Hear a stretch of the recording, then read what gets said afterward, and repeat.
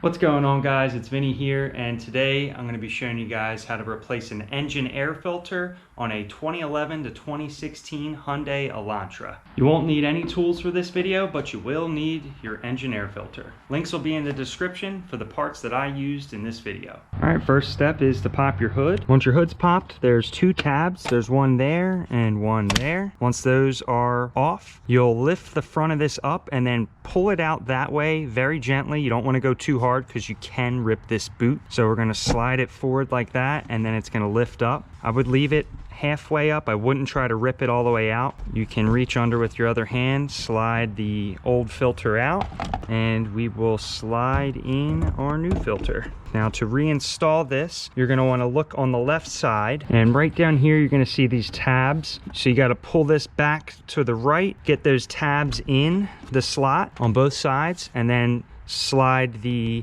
air box back to the left side. Make sure your filter is all the way in. All right, once your air filter is in and your box is set flat all the way, you can put your two clips back on, and that should be it. Now, if you're having trouble getting the clips on, don't bend them. Just double check that your air filter is all the way in there and that the box is seated flat. All right, guys, and that was it.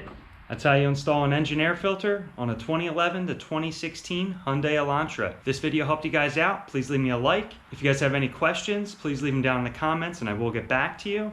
And if you're looking for more of this kind of content, then hit that subscribe button because there'll be plenty more coming your way. Appreciate you guys watching today, and I look forward to seeing you in the next one. Have a good one.